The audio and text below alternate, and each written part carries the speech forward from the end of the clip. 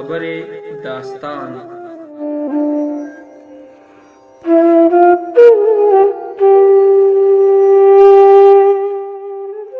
لیکوال ډاکټر عبدالهادي حماس.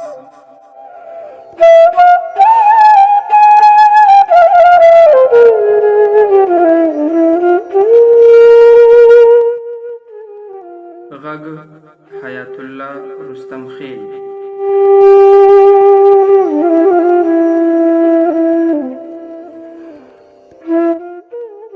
ګرانو اوریدونکو، تاسو د قاچاقبرې د داستان اوله برخه اورئ.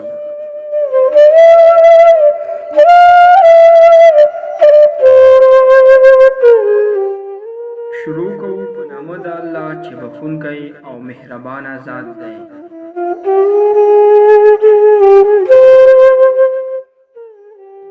ماښام د نږدې وخت و، له دندې ناوخته خلاص شوم. کور ته مې بیړه وه چې ژر ورسېږم. د بیړې لامل هم معلوم و. کله به چې راباندې ناوخته شو نو مور به مې لارې ته راوته او زما راتلو ته به یې ستړې سترګې نیولې وې. که تر ماخوستنه به هم رانغلم، هغه کور ته نه تله. په لاره کې به کله ناکله ډېرې بدې غلاوې کېدې. ځینې وخت خو به غلو د پیسو سره یو ځای د انسان ژوند هم اخیست. ټوډي موټر مې نوی اخیستی و، په کش کې بد نه و. وروختم، سړک پوخ و. په څو ثانیو کې د موټر سرعت له 100 واوښت. له لږ مزل وروسته د سړک د غاړې یوې مېرمنې زما پام خپل ځان ته واړو. هلته لرې مې یوه مېرمن ته سترګو شوه. په عربي تور رنګه حجاب کې یې ځان پوښلی و. نسبتاً جګ قد یې درلوده. ګړندي ګامونه یې یو په بل پسې اخیستل. یوازې وه، نور څوک ورسره نه تر سترګو کېدل. په مزل کې له چابکو قدمونو معلومېده چې یو مهم او بیړني کار لپاره خپل ماموریت سرته رسوي.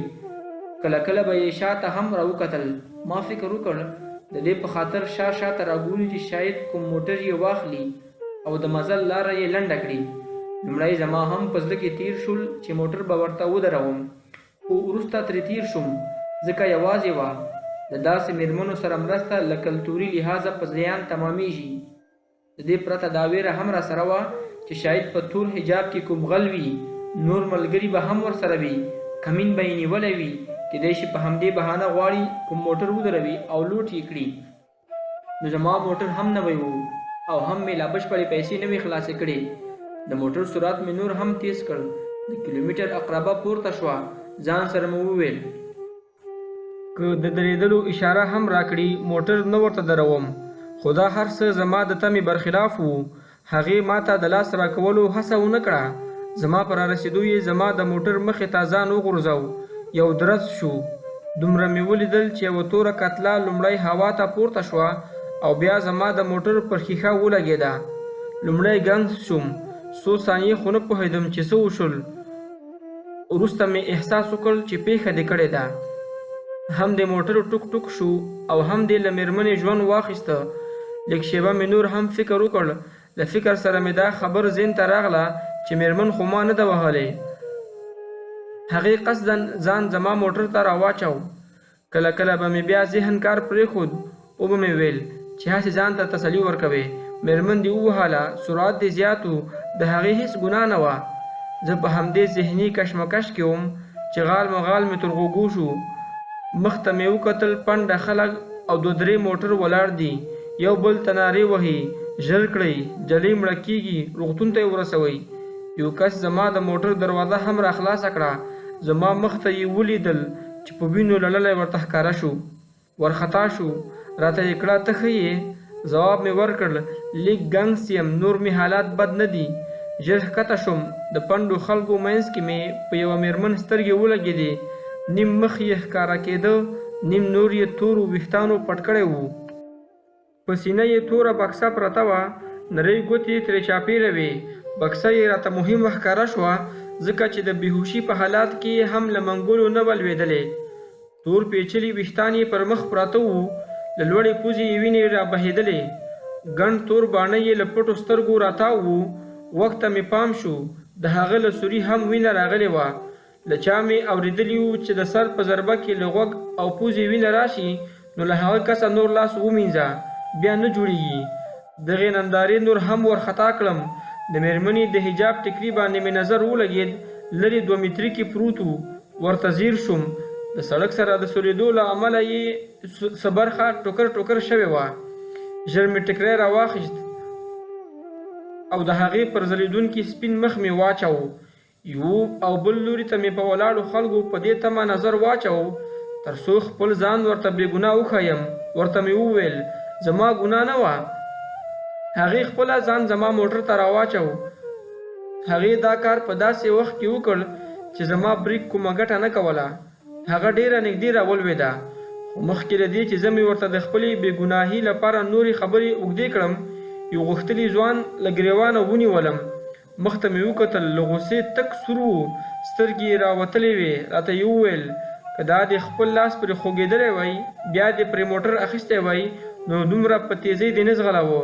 حتما یا له پلاره درته پاتې دنیا ده او یا دې هم د خور او لور پیسې دي چې موټر دې پرې اخیستی. ورته مې وکړه وروره، ګریوان مې خوشې کړه. هغه څه چې ته فکر کوې داسې نه ده. خپل زیار په پیسو مې موټر اخیستی. زه دنده لرم، لوړ معاش لرم، ما جلۍ نه ده وهلې، په بشپړ هوش او واک روانم. هغې خپله ځان موټر ته راوغورځوه. بل ملګري یې غوسناکه مسکا وکړه، ویې ویل ګرم هم ته یې په موټر هم خلک وهي، د ملامتي الزام هم په هغوی لګوي، دا کوم انصاف دی؟ دریم وویل که تاسې داسې خبرو ته دوام ورکړئ دا خورکۍ مړه کیږي. پړ او وړ به ترافیک معلوموي. اوس ټپي موټر ته واچوئ چې ساه ورنه کړي. د ترافیکو د غږ سره مې نور هم لنګي په لړزا شو، ځکه چې په لومړي ځل په موټر د انسان وهنې له داسې پیښې سره مخ وم چې د مړه کېدو ګواښ هم پکې شتون درلود. ژر مې د موټر دروازې خلاصې کړې. خلکو ته مې وویل هلئ ټپي راواخلئ، مرسته وکړئ، زه یې روغتون ته رسوم. 2 کسانو ملاوې ټیټې کړې. یو کس ټپي له دواړو اوږو او بل له پښو ونیو. په راجګېدو کې د هغوی لاسونه ښکته وځړېدل. د لاسو په غورځېدو د هغې توره بکسه هم د هغې له سینې ولوېده. سپین مړوندونه یې له تورو لستوڼو راوتلي وو. د بنګړۍ نښانونه یې نه درلودل. یوازې له کیڼ لاس یې یو ساده توربند لرونکی ساعت تاو. ناروغ یې له خلاصو دروازو موټر ته وردننه کړ. دروازې بندې شوې. دوی هم خپلو موټرو ته وختل. د هر یو بیړه وه. د خپلو کورو په طرف یې حرکت پیل کړ. دلته د مشرانو هغه خبره راته ثابته شوه چې پردی غم له واورو سوړ وي. چا را سره د تلو ست لپاره خوله بیرته نه کړه. د سړک منځ ته مې پام شو. توره بکسه له همغسې پر تور سړک پرته وه. راوا مې خیسته. زنځیر مې کش کړ. په یو پڼ کاغذونو مې سترګې ولګېدې. په ښکلي قلمي لیکدود ډکې شوې وې. مهمې راته ښکاره شوې. د لوستلو تلوسه یې را سره پیدا شوه، خو وخت یې نه و. بیرته مې زنځیر بند کړ. د موټر مخې سیټ بورډ باندې مې بکسه کېښوده. ټپي مېرمن لوستې راته معلومه شوه. ځان سره مې وویل دا فکرونه پرېږده. جلۍ که لوستې وي یا هم نالوستې تا پورې اړه نه لري. څه چې تا پورې اړوند دي هغه دا دي چې ناروغ روغتون ته ورسوې، درملنه یې وکړې. شاته مې سیټ ته وکتل. مېرمنې غلې غلې ساه اخیسته. خاموشه وه، لکه له ټولې نړۍ چې زړه بد وي. نه یې غوښتل تورې بڼورې سترګې پرانیزي. د هغې وضعیت راته بیخي سم معلوم نه شو. فکر مې وکړ هسې مړی مې روغتون ته روان کړی ده. خپل ځان ته مخاطب شوم لکه چې د خون څښتن شوې. بدبخته، دلاوره که توره ونه کړې کار خرابېږي. په بیړه مې موټر راتاو کړ. د روغتون په طرف مې حرکت پیل کړ. د کیلومتر ستن په سرعت پورته روانه وه. روغتون ته رسېدل مې لومړیتوب و. په لاره کې نه پوهېدم موټر څنګه ولم. کله کله به مې پولیس او کله به مې بندیخانه هم تر سترګو کېدل، ځکه چې د ناروغ د مرګ او ژوند ترمنځ کشمکش مې په خپلو سترګو لیده. تمه نه وه چې بیا به رغېږي او زما ژغورلو لپاره به د بې ګناهۍ شاهدي ورکوي. لا روغتون ته لاره پاتې وه. یوې ګوښې ته ودرېدم. یوه حیرانوونکې پرېکړه مې وکړه. کله کله ویره دومره زیاته شي چې انسان بې انصافي خوا ته وهڅوي. ما هم همداسې فکر وکړ. ځان سره مې وویل ټپي خو هسې هم ژوره صدمه لیدلې ده، د روغېدو نه ده. له موټره یې وغورځوه. له غمه یې ځان بې غمه کړه. څه به تورې سپینې کوې، توره شپه ده، هېڅ څوک دې هم نه ویني. ځان سره مې وویل که ناروغ مړ شي نو دوسیه به درته جوړه شي. که د مرګ دوستیه درته جوړه شي نو ټول ژوند به په بندخونه کې تیروي. حال دا چې تا کومه تیروتنه هم نه ده کړې، خدای شته له اوږده بنده ډېر ډارېدم، ځکه مې نور د فکر دا لړۍ اوږده نه کړه. له موټره راښکته شوم، د ټپي ناروغې دروازه مې خلاصه کړه، مېرمن مې له مړوندو ونیوله، بهر ته مې رازور کړه، تنه یې راپورته شوه، سر یې شاته لاړه، له مخه یې هم ویښتان وښویېدل، پر پاسنۍ شونډه یې د پوزې وینه وچه شوې وه، په کیڼ غومبري یې په وینو د لوند ټیکري کمه سرخي پاتې وه. هغه سوروالی لکه د سینګار شوې ناوې د مخ د سپینوالي سره مقابله کوله. له نرمو مړوندو یې ما لاسونه تاو وو. ښه ساعت مې د هغې د مخ ننداره وکړه. په دې حساس وخت کې یې هم د مخ لیدل ستړي کوونکي نه حس کېدل. بې حده زیاته معصومه راته وایسېده. مخ یې له ورایه د یو پټ راز کیسه کوله، داسې پټ راز چې تر دې دمه یې د ویلو ځواک نه درلوده. په دې وخت کې د خپل وجدان د قاضي سره په جنګ شوم. راته یې کړه دومره بې غیرته پرېکړه هم څوک کوي لکه تا چې وکړه؟ ته هم د ضمیر په نوم کوم څه لرې چې د یوې تورسرې په اړه د یو ظالم او یو قاتل په څېر معامله کوې؟ آیا د انسانیت، افغانیت او په تیره بیا د اسلامیت نه حیا نه درځي؟ یوه تورسرې ستا له لاسه د مرګ او ژوند ترمنځ نفس کاږي او ته هغه د سړک پر سر غورځوې.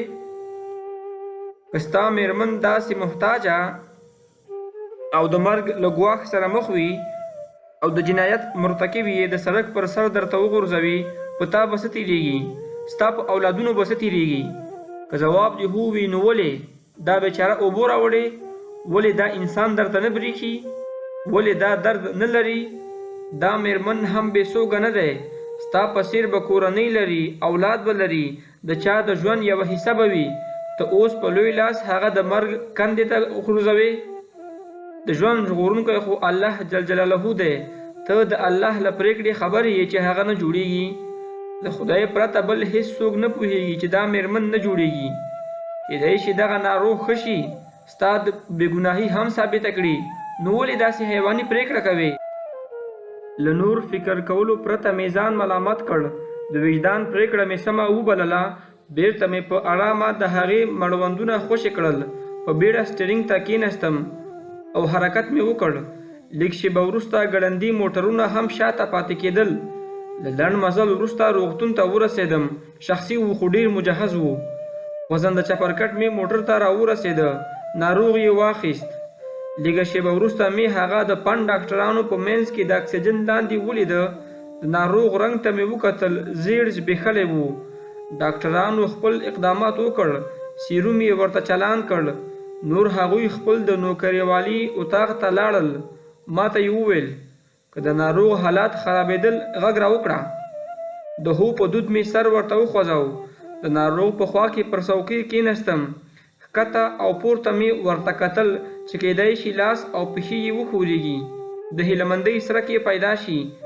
لږ وروسته متوجه شوم د هغې د غځېدلي لاس 2 ګوتې وښورېدې. د هغې د ګوتو حرکت نه و، سم لکه زما ولاړ زړه چې حرکت پیل کړي. په یوه لویه هیلهمندۍ مې یې مخ ته وکتل. سترګې یې لا هماغسې پټې وې. سکرین ته مې وکتل تر څو د عمومي وضعیت څخه یې ځان خبر کړم.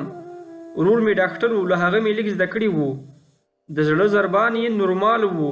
د هر زړه ضربان سره به یې سکرین یو هارن کاو. فشار، تنفس او د زړه حرکت یې سم ول. یو زګیروی مې واورېد. له سکرین مې سترګې وختې. په یوه هیلهمندۍ مې بیا ناروغ ته وکتل. هغې په ډېرې سختۍ سره غټې بڼورې سترګې نیمه خلاصې کړې. اورمیږ یې یو او بل لور ته تاو شو. د اورمیږ له حرکت سره یې درد د ټنډې له غونجېدو معلومېده. ځان سره یې وویل دا زه چیرې یم؟ ژر مې له خولې ورووتل، شکر چې په هوش راغلی. ما ته یې وکتل، ناشنا ورته ښکاره شوم. بل لوري ته یې مخ واړو. نه یې غوښتل له ما سره خبرې وکړي، هېڅ یې ونه ویل. ورته مې کړه ستا نوم څه دی؟ آیا د کورنۍ د کوم کس شمېره راکولی شې؟ هغې په ډېرې سختي بېرته مخ راتاو کړ. ما ته یې کړه ته څوک یې؟ زه دلاور نومېږم، تاسې زما له موټر سره تصادف وکړ، اوس مې روغتون ته راوړې. هغه لږ غلې وه، هڅه یې کوله څه په یاد راولي. سترګې یې له چت سره وټومبلې. بیا یې ورو وویل ستا ملامتي نه وه، بس هسې زما لیونتوب و. دا خبرې به وروسته وکړو. اوس دا راته ووایه چې د کوم ځای یې، نوم دې څه دی؟ نوم مې څه کوې؟ غواړم کورنۍ ته دې خبر ورکړم. قاچاقبره نومېږم خو کورنۍ نه لرم. هیله کوم وخت مه ضایع کوئ. ستاسې وضعیت ناسم دی. نوم مو سم وښیي. د کور د کوم غړي شمېره مو راکړئ چې را خبرې کړم. سم نوم مې اخیستی. څه دې چې واورېدل ټول رښتیا همدا دي. ولې کورنۍ نه لرې؟ نه، کورنۍ نه لرم. د ژوند په سختو کې راګیره شوم. کورنۍ یې رانه واخیسته. خدای جل جلاله دې هیڅ تورسرې زما په څېر نه کمبخته کوي.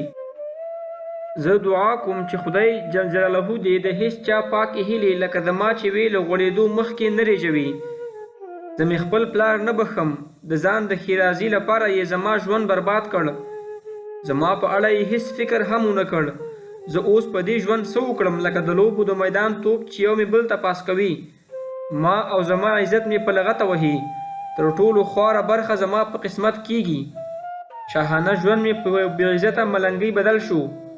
پلار مې لږ هم د خپلو اولادونو په اړه فکر ونه کړ. د خپل ژوند لپاره یې زموږ سرنوشت ته اور ورته کړ. نو آخر ولې کیسه څه ده؟ کیسه به درته وکړم. وخت یې را رسېدلی. زه مې د پلار په څېر نه یم چې د نورو ژوند په اړه راسره فکر نه وي.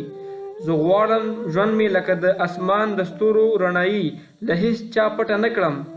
زه غواړم نور د ما په څېر بدبختي تجربه نه کړي، زما له ژونده پند واخلي. نو قاچاقبره نوم مو څنګه غوره کړی؟ زه هم پرې شرمېږم. په خوله مې سم نه راځي. اصلي نوم مې لیمه دی. خو دا تپل شوی نوم مې د تباه کېدونکي ژوند سره تړلې کیسه ده. نه پوهېږم د تقدیر لوبه یې وبولم او که خپله بدقسمتي یې وګڼم او یا یې هم د کور د ناسمې رهبري زېږنده وبولم. آیا پوښتی شم چې تاسې ولې زما موټر ته قصدا ځان راوغورځاو او د ځان وژنې هڅه مو وکړه؟ هغې ترخه مسکا وکړه. راته یې کړه بیړه دې ده چې زما د ژوند په راز پوه شې؟ نه، بیړه مې نه ده. که تاسې یې مناسبه نه بولئ زه کومه نیوکه نه لرم. بس یوازې دومره معلومات راکړئ چې ستاسې شناخته څوک را خبر کړم. ځکه دلته خو پښتو ده، دود ده، کلتور ده. که یې خبر نه کړم بیا به یې پوښتنو ته بې ځوابه پاتې شم. د ناروغ رنګ زیړ شو. خبرې یې کمشیمه شوې. غټو سترګو کې یې اوښکې وځلېدې. بیا راڼه راڼه څاڅکي ترې لکه سپینې ملغلرې د هغې د سترګو له کونجو یو په بل پسې راتوی شوې. د بستر تر روجایي ورسېدې. یو سوړ اسویلی یې وویست. غلی یې وویل له ژونده نوره ستړی یم. ډېره سخته ستړی شوی یم. نور ژوند را باندې پیټی دی. نه یې شم زغملی. ولې؟ خبرې سمې نه شم کولی. نفس مې قید کېږي. زما سره یوه توره بکسه وه. د ټکر په وخت کې مې په لاس کې وه. اوس به زما له بدقسمتي خدای زده چیرې وي. د ژوند ټوله کیسه مې ټکي په ټکي پکې انځور کړې وه. د خپلو بدبختیو تور تاریخ مې پکې لیکلی و. غوښتل مې زما د ژوند بدبخته کیسه هر څوک وګوري. ټوله نړۍ ترې خبره شي، پند ترې واخلي، بیا زما په څېر بدبخته نه شي. خو لکه چې د نورو هیلو په څېر مې دغې هیلې هم سر وخوړ. لکه چې بکسه مې بې درکه شوه. د هغې ژړغونې معصومه څېره له غمونو ډکې مړاوې سترګې مې نه شوې لیدی. ښکته مې کتل. کتو یې د سړي زړه پرې کاو. د هغې خبرې هم خفه کوونکې وې. د هغې د معصومې څېرې مخامخ کتلو سره مې ښه احساس نه کو. له ځمکې سره مې سترګې ګنډلې وې. ځان مې خجالت ګڼه. فکر مې وکړ داسې مظلوم کس دې وهلی چې که خدای دې وبخي ځان به خپله څنګه وبخي. د وجدان عذاب به دې څنګه کړې. که تیز نه تللی شاید دا مېرمن باوجود د دې چې ځان یې موټر ته راواچو ژغورلی دې وای. په ځوړند سر مې ورته کړه زه بښنه غواړم. د څه شي بښنه؟ بښنه خو باید زه وغواړم چې ته مې په خپل بدبخته ژوند کې راګیره کړې. خو اندېښنه مه کوه چې پولیس راشي زه به ستا بېګناهي ورته ووایم. ورته مې کړه هېڅ څوک نه پوهېږي چې تاسې د ځان وژنې هڅه کړې ده او زما موټر ته مو ځان راچولی ده. خلک ما د یو ګناهګار او بې احتیاطه کس په نوم پیژني چې تاسې مې په موټر وهلی یاست. اب مې ترلاسه نه کړ. سر مې راپورته کړ. غوښتل مې ورته ووایم چې کیدای شي ستاسې په دې پیښه کې زه بندي شم، چې خوله مې خبرې ته راټولوله د هغې په مخ مې نظر ولګېده، سترګې یې پټې وې، بېرته د بېهوشي څپې ته تللې وه. په ژوره ساه اخیستو باندې یې پیل وکړ. ډاکټرانو ته مې غږ کړ هلئ ژر راشئ، د ناروغ وضعیت بېرته خراب شو. زموږ له غږ سره ډاکټر او نرس یې په یو بل پسې زموږ په لور ګړندي ګامونه پورته کړل. د ناروغ خولې ته مې کتل، د شونډو دواړو خواو کې یې سپینو ځګونو ځای نیولی و، د سترګو تور یې شاته تللي وو، یوازې سپین یې معلومېدل. تنه یې یوه او بل لوري ته لکه کپچه مار په بستر کې تاوېده، د سترګو سپین یې معلومېدل، تور یې شا لوري ته کږه شوي وو. ډاکټر نرس ته وکتل، ناروغ ته یې د اکسیجن په زیاتولو ماموره کړه، ورته یې کړه یوه د ارام ستنه هم سیروم ته ور اضافه کړه. هغه لاس په کار شوه، د اکسیجن په ماسک کې د ناروغ پوزه وپوښله. ما د دوی ننداره کوله چې دوه پولیس، دوه نور په ملکي جامو کې حکومتي کسان مې مخې ته ودرېدل. راته یې کړه دلاور ته یې؟ هو. دا میرمن تا په موټر وهلې؟ هو. ته حوزې ته بلل شوی یې؟ د څه لپاره؟ د څه لپاره مه وایه، د پوښتنې حق موږ لرو نه تاسې. آخر ولې؟ د موټرواني لایسنس لرې؟ نه. ښه، جرم پسې بل جرم. ګورې میرمن، ما په موټر وهلې، خو دې کې زما ګناه هیڅ نه وه. هو، تاسې سپینه ملایکه یاست، هیڅ مو هم نه دي کړي. ګناه زموږ ده چې هسې تا وخت ضایع کوو او حوزې ته مو بیایو. ګورې هغې خپله زما د موټر مخې ته ځان راوغورځوو. ښه، آفرین والله، د پلمو چل باید له تا زده شي. یعنې چې هغه لیونۍ وه، یا یې کومه نشه کړې وه، په ځان نه پوهېده، یا هم د ځان په قیمت یې غوښتل تا په کومه لانجه کې واچوي. همداسې ده. هغه هم یوه تورسرې. کاشکې تاسې لږ مخکې راغلي وای، هغه په هوښ وه. زما خبرې به تاسې د هغې له خولې اورېدلې وای. ته هم پوهېږي چې هغه خبرې نشي کولی که نه؟ یو له لاسو ونیولم، له واټه یې بهر وباسلم، راته یې کړه موټر دې چیرې ولاړ دی؟ ګوته مې اوږده کړه، ځای مې وروښوده. له موټر سره یو ځای یې حوزې ته بوتلم. ښه یخ و، د مني آخري شپې او ورځې وې. د شپې یې یوه کلکه شوې ډوډۍ له یو قاب سره راته کېښوده. قاب ته مې وکتل، ډنډ اوبه او د څو په شمار پخو لوبیاوو ډډې ترې راوتلې وې. ډوډۍ مې ونه خوړه، ځکه چې د یو نامعلوم سرنوشت فکر مې لوږه ختمه کړې وه. یو خیرن توشک او شکېدلي بالښت مې سر کېښود. خوب نه راته. ټوله شپه مې هم د یو تیاره راتلونکي نه د ځان ژغورلو په فکرونو کې په ویښه تېره کړه.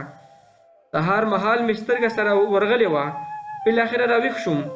لمانځه وروسته مې د سهار د چایو پیاله خولې ته نیولې وه چې سرتېری مې مخې ته ودرېده. راته یې کړه تاسې موټر نن ترافیکو ریاست ته لیږدول کېږي او ته به د دوسیې تر بشپړېدو تر پایه مابس ته درومې. د موټر د وړلو یې چې وویل، سرتېري نورې خبرې مې وانه ورېدې. ژر راپورته شوم. ما ویل چې د میرمنې بکسه یونسي. موټر ته په بیړه ورغلم. توره بکسه مې ترې راواخیسته، تخر کې مې ونیوله. دوی لاس په کار شول. موټر یې وباسته. زه یې بل موټر ته وخېجولم او هغه ساعت هم راورسېد چې په مابس کې مې ځان ولیده. په مابس کې مې احساس کړه چې له دې ځایه وتل به مې وخت واخلي او خلاصېدل به مې ځکه اسانه نه وي چې په موټر د انسان وهلو په پیښه کې راغلی وم. بله کمبختي دا وه چې نه مې د پیښې شاهد درلوده، نه کوم معقول دلیل چې ځان مې پرې خلاص کړی وای.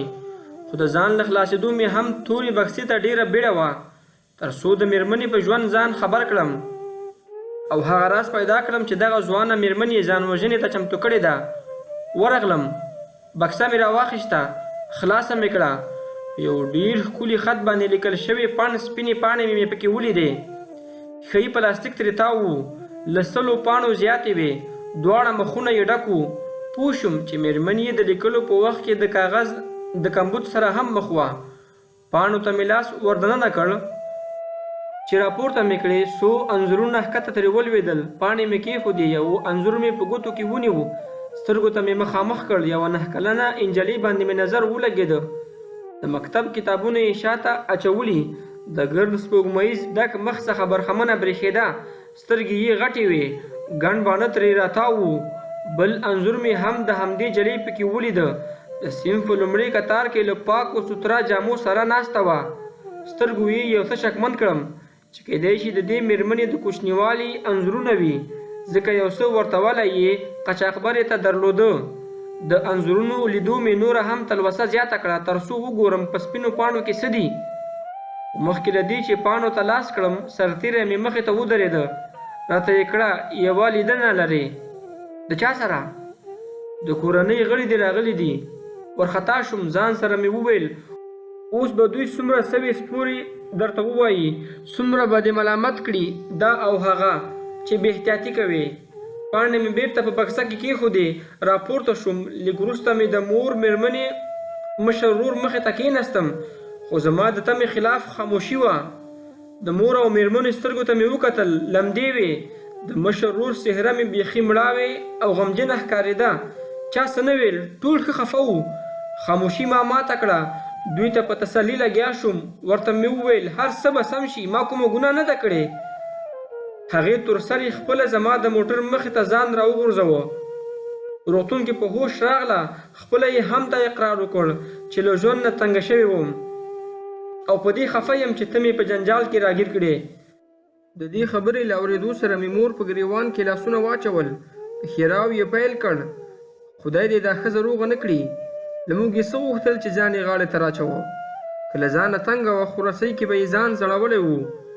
د دې رنډۍ له لاسه خو ما بېګا ټکی خوب هم نه دی کړی. زوی به مې خدای خبر څومره بند تېروي. مورې ښېرا ورته مه کوه، شاید واړه ماشومان ولري. که مېرمن ښه نه شي کیدای شي دلته مې ډېرې شپې شي. دعا کوه چې هغه روغه شي، زما په بې ګناهي اقرار وکړي. که نه دلته په بڼ کې به مې تور ویښته سپین شي. د مېرمنې مخ ته مې کتل، ځان یې یوې ګوښې ته کړ. ژر ژر یې شونډې خوځولې، لاسونه یې لپه کړي وو. غلي مې ترې واورېدل چې ویې ویل خدایه ته یې جوړه کړې، خدایه موږ له دې ستونزې خلاص کړې. دوی مې تسلا کړل، د ژر خوشېږېدو هیله مې ورکړه. بیا مې رخصت کړل ځکه د مېرمنو لیکنو ته مې تلوسه وه. لاړم د خپلې کوټې په توشک کېناستم. توشک د خیرو سوړ بوی مې تر سپږمو شو، طاقت مې ونه شو. د کوټې 2 مترۍ کړکۍ ته لمر رالوېدلی و. څادر مې په یو زوړ فرش ځان ته وغوړوه، پرې کېناستم. له بکسې مې یو بنډل سپین کاغذونه راواخیستل. په لومړۍ پاڼه مې د لوستو پیل وکړ. قاچاقبر یې لیکلي وو: